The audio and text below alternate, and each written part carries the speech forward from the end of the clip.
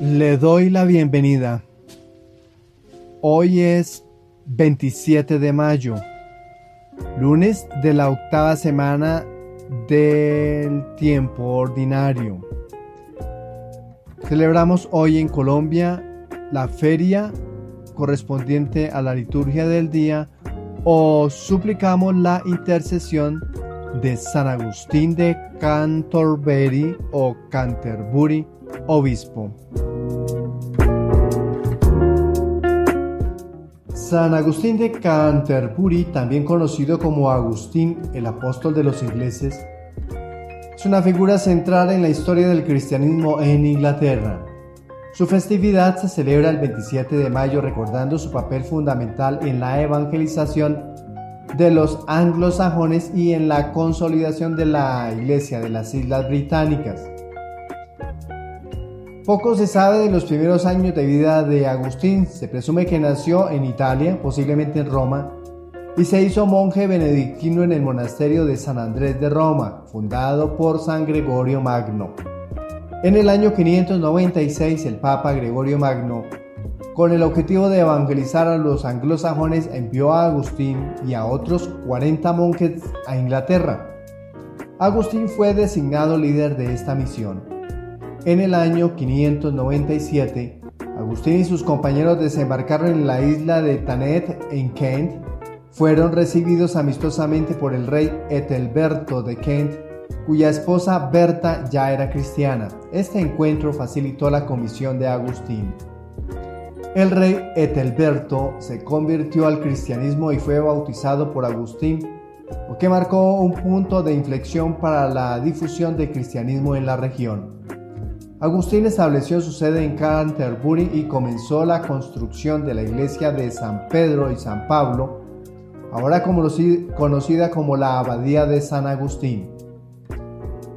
Agustín fue consagrado como el primer arzobispo de Canterbury, estableciendo así la primacía de la sede de Canterbury sobre la Iglesia de Inglaterra. Bajo la guía de Agustín se fundaron varias diócesis y se envió a otros monjes para evangelizar diferentes partes de Inglaterra. Esto sentó las bases de la estructura eclesiástica en el país. Agustín murió el 26 de mayo de 604 y fue enterrado en Canterbury. Su santidad y sus logros en la evangelización de Inglaterra fueron reconocidos rápidamente y fue canonizado por aclamación popular. La Iglesia conmemora su festividad el 27 de mayo. La canonización de San Agustín de Canterbury no siguió el proceso formalizado que se desarrolla en tiempos posteriores. En la Edad Media, muchos santos fueron canonizados por aclamación popular y por la autoridad del obispo local. La veneración de San Agustín comenzó así inmediatamente después de la muerte debido a su impacto duradero en la Iglesia de Inglaterra y sus éxitos misioneros. Por eso hoy, 27 de mayo, pidamos a San Agustín de Canterbury para que nos ayude a ser portadores del Evangelio con la misma valentía y dedicación que él mostró en su misión y que podamos encontrar el valor y la gracia de Dios en nuestras propias vidas y comunidades. Amén. Les invito a disponer su oído, a la mente, también el corazón, para escuchar el Evangelio que se va a proclamar en este día. Le proclamo la buena noticia de nuestro Señor Jesucristo según San Marcos, capítulo 10, versículos desde el 17 hasta el 27. Cuando Jesús se puso en camino, un hombre corrió hacia él y arrodillándose le preguntó: Maestro bueno, ¿qué debo hacer para heredar la vida eterna? Jesús le dijo: ¿Por qué me llamas bueno? Solo Dios es bueno. Tú conoces los mandamientos: no matarás, no cometerás adulterio, no robarás, no darás falso testimonio, no perjudicarás a nadie, honra a tu padre y a tu madre. El hombre le respondió: Maestro, todo eso lo he cumplido desde mi juventud. Jesús lo miró con amor y le dijo: solo te falta una cosa. Ve, vende lo que tienes y dalo a los pobres. Así tendrás un tesoro en el cielo. Después, ven y sígueme. Él, al oír estas palabras, se entristeció y se fue apenado porque poseía muchos bienes. Entonces Jesús, mirando alrededor, dijo a sus discípulos: qué difícil será para los ricos entrar en el reino de Dios. Los discípulos se sorprendieron por estas palabras, pero Jesús continuó diciendo: hijos míos, qué difícil es entrar en el reino de Dios. Es más fácil que un camello pase por el ojo de una aguja que un rico entre en el reino de Dios. Los discípulos se asombraron aún más y se preguntaban unos a otros: entonces, ¿quién podrá salvarse? Jesús, fijando en ellos su mirada, les dijo: para los hombres es imposible, pero no para Dios, porque para Él todo es posible. Palabra del Señor. Nuestra reflexión para el día de hoy. En estos 2 días, lunes y martes, estaremos haciendo lectura de la primera carta del apóstol San Pedro. Hoy en el capítulo 1, versículos del 3 hasta el 9, carta que data aproximadamente del año 64 de nuestra era durante la persecución de Nerón. Un contenido dirigido a los extranjeros y forasteros, según lo que leemos en el capítulo 2, versículo 11, en donde se vislumbra una situación precaria entre los creyentes. Esta parte que nos propone el autor nos habla de la dignidad de la vocación cristiana y sus responsabilidades. El apóstol inicia bendiciendo al autor de la obra de la salvación por medio de Jesucristo con un nacimiento nuevo.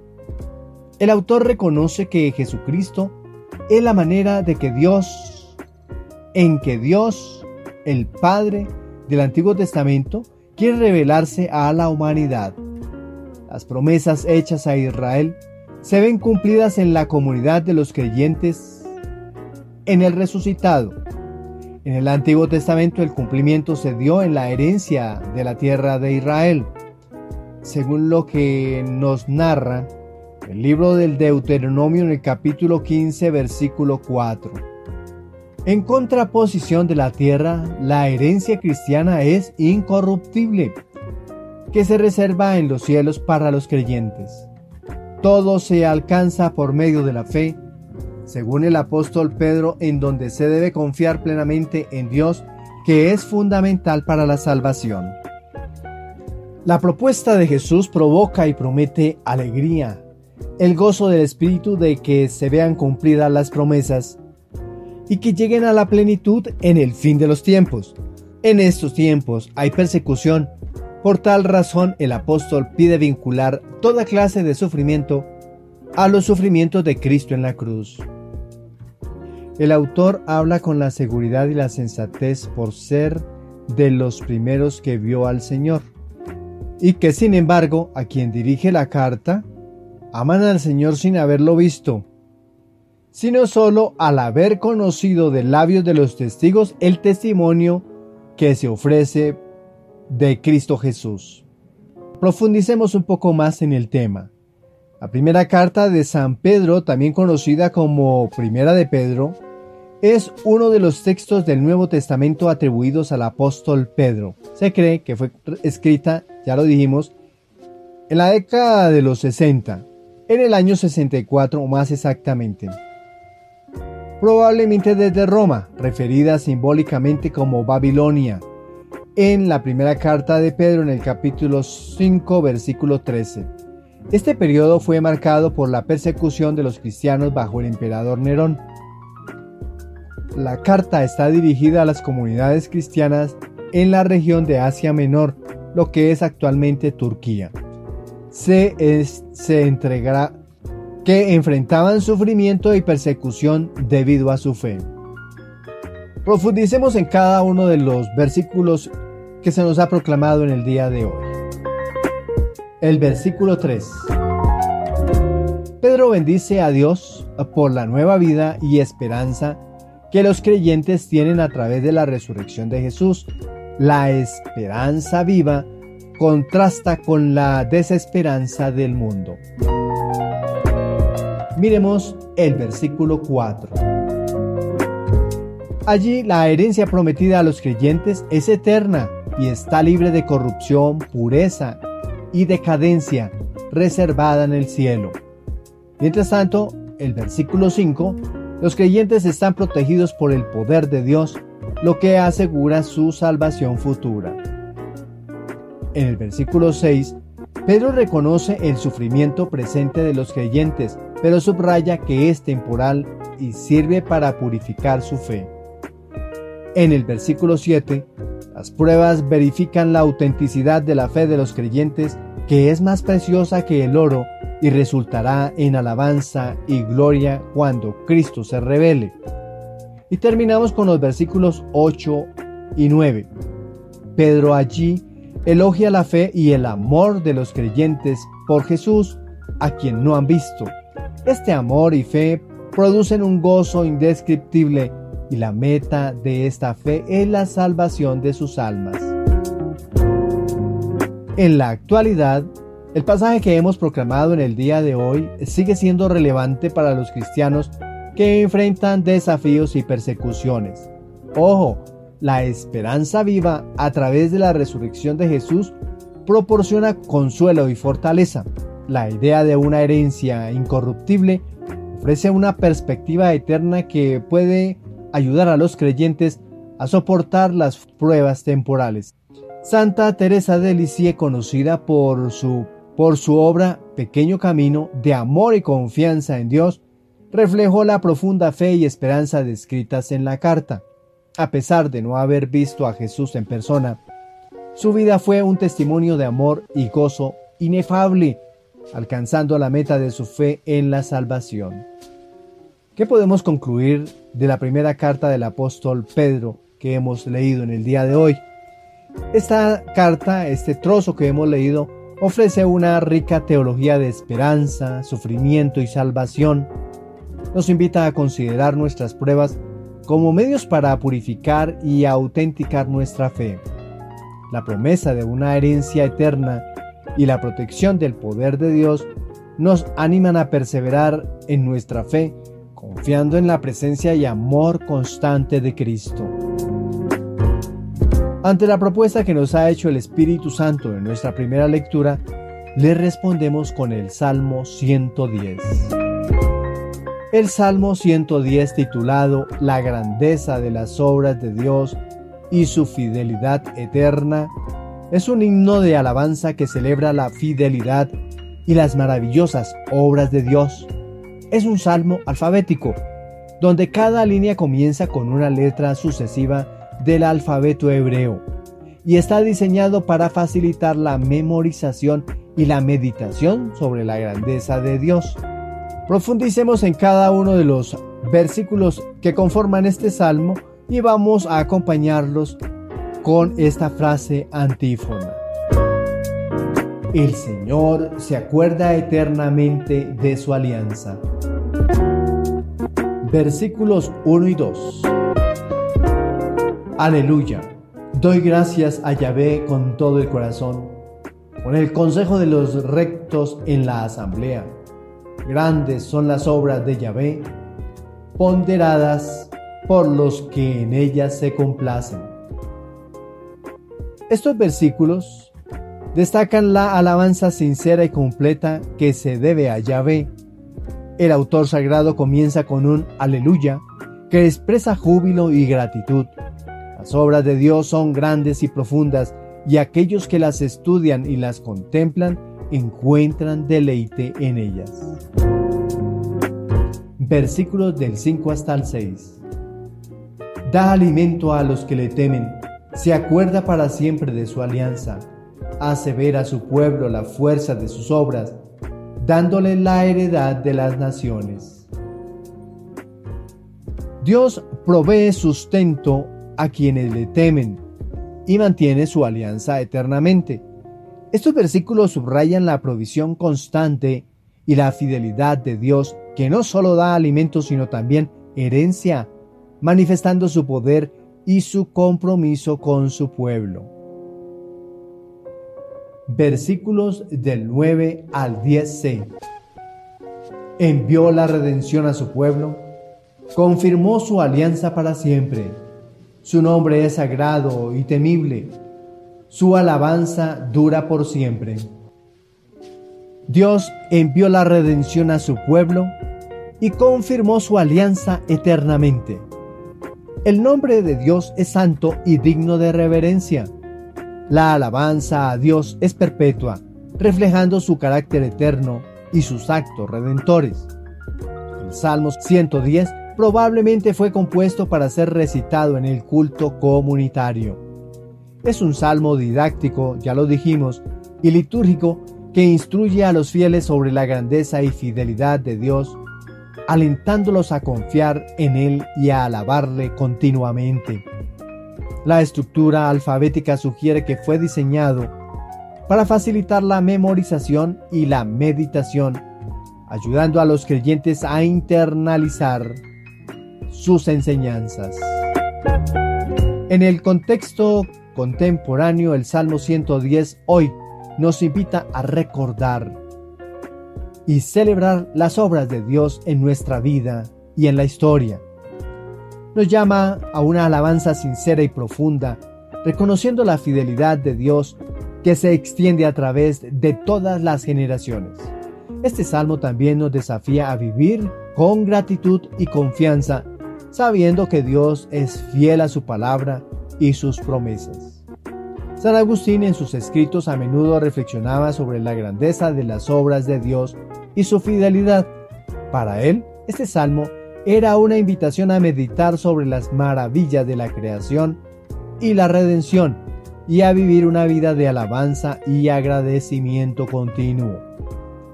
¿Qué podemos concluir del Salmo 110? Pues que es una celebración de la grandeza y fidelidad de Dios. Al meditar en cada una de sus palabras, somos llamados a alabar a Dios con todo nuestro corazón, con la profundidad de nuestra sinceridad, y nos invita a recordar sus obras maravillosas, todo lo que Él ha hecho en nuestras vidas, en nuestra niñez, en nuestra infancia, la semana pasada. Continuamente hay que tener en mente las acciones que Él ha hecho en nuestra vida. Este salmo nos anima a recordar sus obras maravillosas y a confiar en su alianza eterna. Este salmo nos anima a vivir una vida de gratitud y reverencia, reconociendo la grandeza de nuestro Dios y su constante provisión y redención. La propuesta del Evangelio. Recordemos que estamos reflexionando el Evangelio de San Marcos en su capítulo 10, versículos del 17 hasta el 27. Ya vimos el tema relacionado con el matrimonio y el divorcio, lo importante que son los hijos para la pareja matrimonial, y ahora nos encontramos con alguien que ya empezó su proceso de realización de cómo tiene que actuar en la vida, un hombre que empieza su edad madura.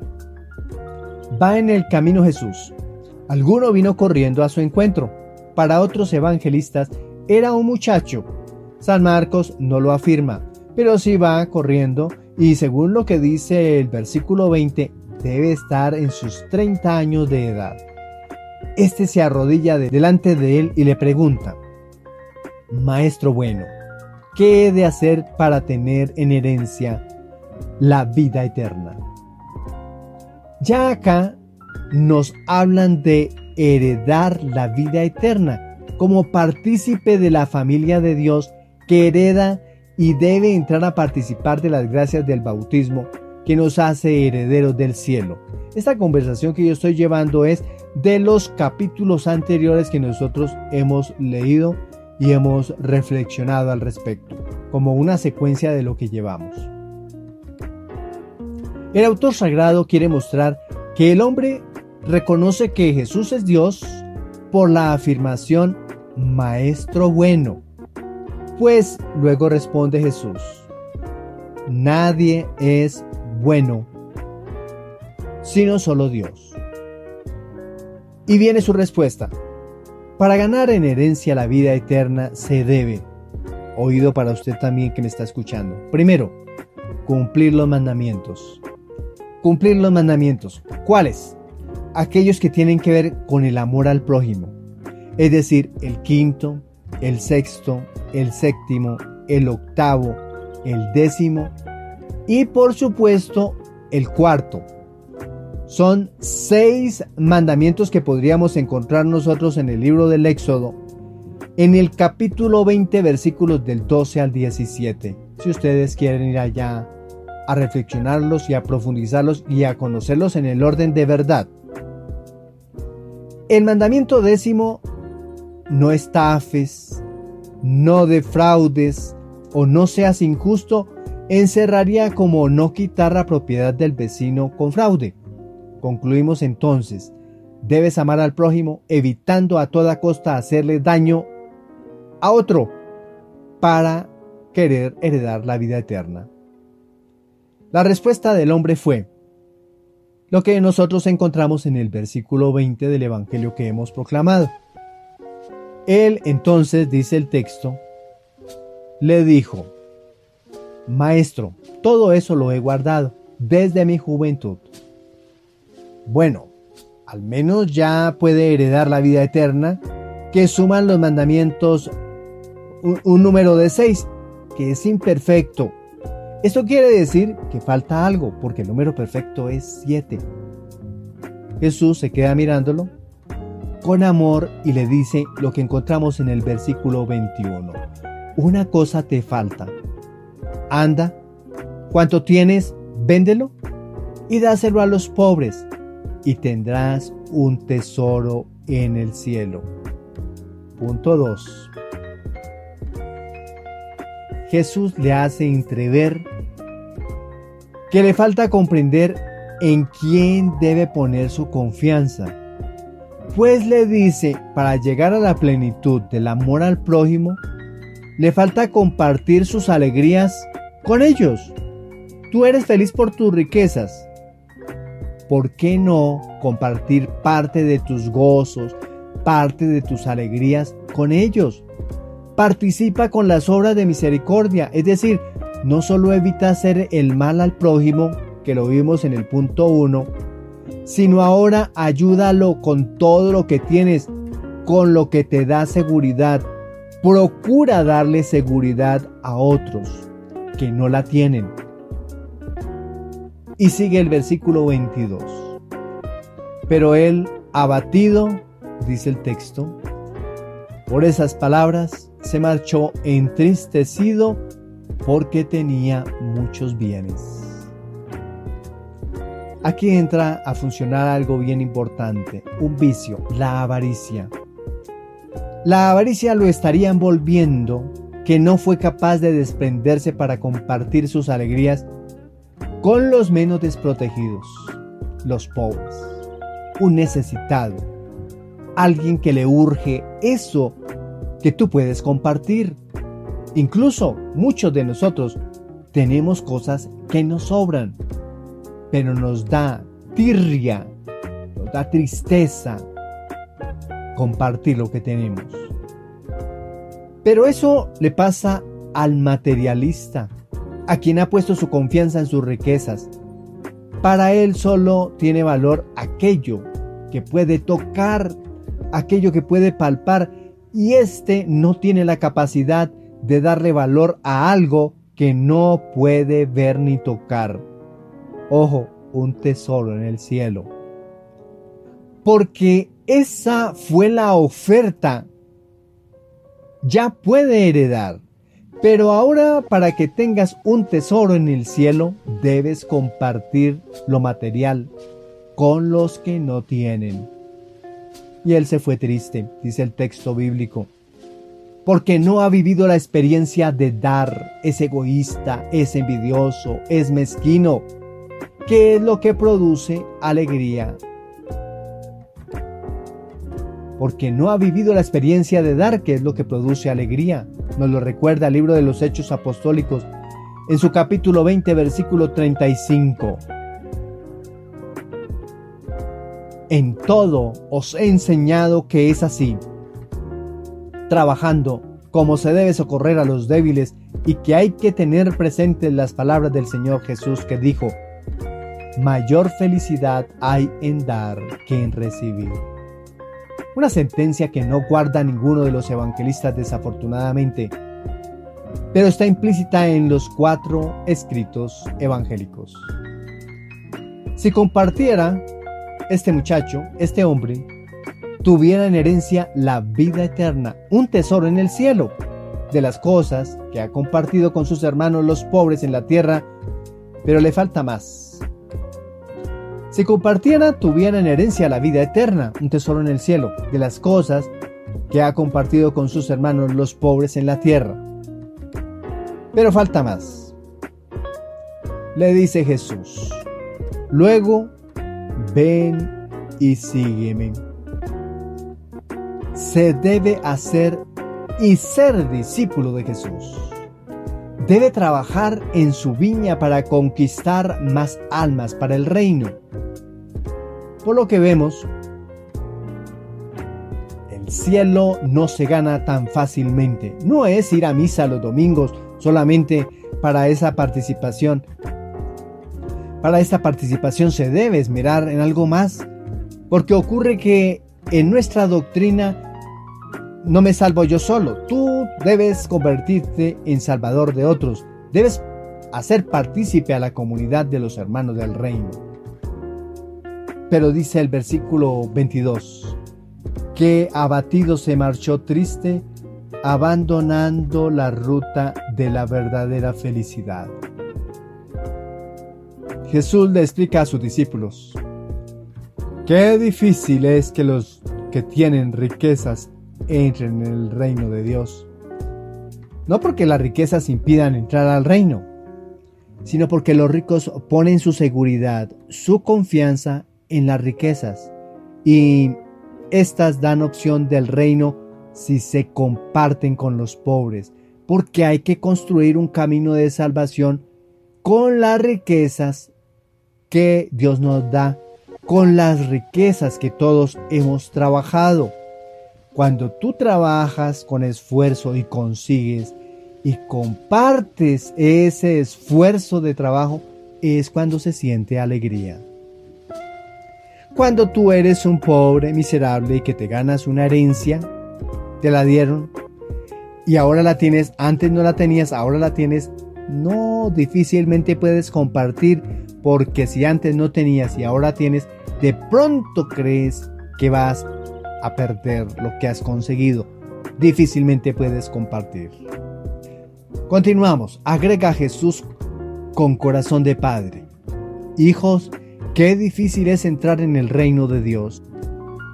Es más fácil que un camello pase por el ojo de la aguja que el que un rico entre en el reino de Dios. No es porque sea difícil. Ocurre que para que un camello pase por el ojo de la aguja, tiene su dificultad y su esfuerzo. Las entradas de algunas ciudades de Medio Oriente están encerradas por murallas. Para su seguridad, tienen unas entradas muy diminutas que impiden el paso de carros con maquinaria belicosa de otras naciones, con las que atacan con armas de guerra para apoderarse de ellas.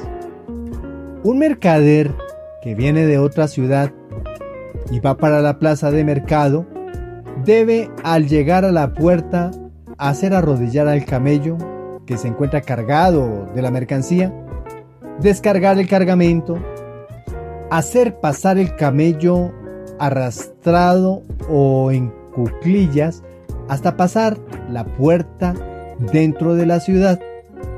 Luego el mercader monta nuevamente la carga sobre el camello y la lleva hasta la plaza de mercado. Allí se encuentra con otra puerta estrecha o aguja y realiza nuevamente el mismo procedimiento hasta que logra entrar la carga a la plaza o al puesto de mercado. El camello logró entrar, pero es más fácil este esfuerzo y proceso que un rico judío pueda compartir sus bienes y en especial con los pobres. El judío no comparte con los pobres o necesitados, comparte con los suyos, con los de su entorno.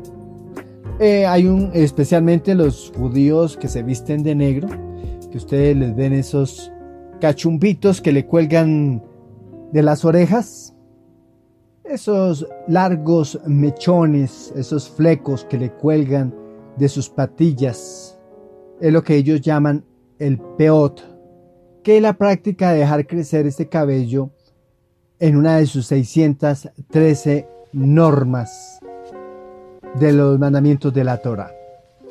Estas personas, que son los ortodoxos, son los que menos comparten. Uno, porque la gran mayoría de ellos son pobres. Son de los pobres.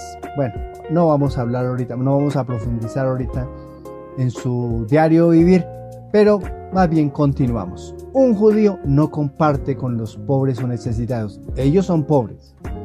Se consideran los elegidos y por supuesto no van a compartir lo poco que tienen con los miserables o con un indigente o con un enfermo. No se consideran dignos.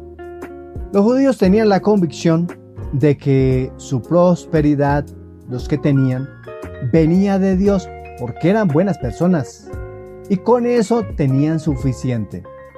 El salmista en el Cántico 37 lo dice: joven fui y me he hecho viejo, y no he visto a ningún justo desamparado, ni a sus descendientes pidiendo limosna.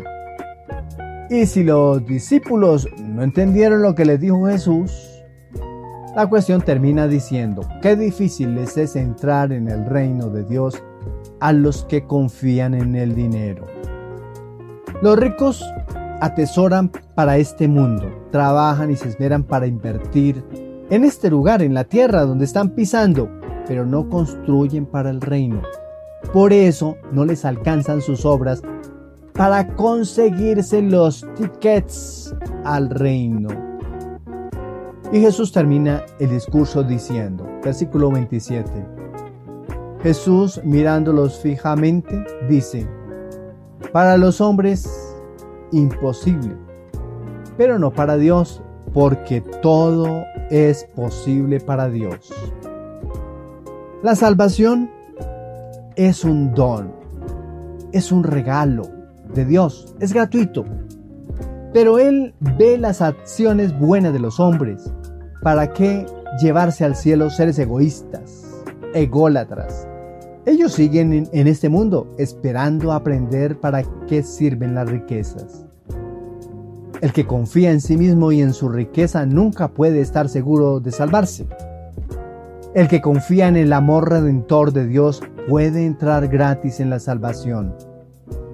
Verdad que sigue siendo para nosotros la base fundamental de la fe cristiana. Enseñanza por Jesús, pobre, y por el gran apóstol Pablo, hombre adinerado rico. Concluimos entonces: para heredar la vida eterna, primero tenemos que cumplir los mandamientos que se refieren con el amor y la defensa al prójimo. Segundo, para tener un tesoro en el cielo hay que tener prácticas de misericordia con los bienes que hemos recibido y construido en la tierra, compartiéndolos con los más necesitados de este mundo. Y por último, tercero, hacerse discípulo de Jesús para ganar más almas para el cielo. Dios no es egoísta, Dios es comunitario, como el Padre, el Hijo y el Espíritu Santo, que estábamos celebrando en el día de ayer y toda esta semana la estamos celebrando. Dios, que es comunidad, quiere que el hombre se salve en comunidad. Usted solito no se salva, usted se salva ayudando a salvar a otros, compartiendo lo que tienes con los que no tienen, para que ellos vean el rostro de Dios, vean que Dios los ama, porque han recibido de alguien que tenían. Hemos llegado al final de nuestra reflexión. Tenía otra reflexión para compartir ahí, pero vamos a dejarlo por ahora, por el día de hoy. Suficiente. Supliquémosle al Señor que derrame su bendición abundantemente sobre nosotros. Feliz comienzo de semana para todos, feliz comienzo de semana laboral para ti. Que el Señor siga bendiciendo nuestras entradas, que sea Él bendiciendo nuestras salidas y que compartamos lo que tenemos con alegría. Felicidades. Dios nos colme de su alegría, como también de su bendición. No se te olvide compartir este podcast, este video, con personas que necesitan de esta palabra de aliento para sonreír todos los días de su vida. Bendiciones.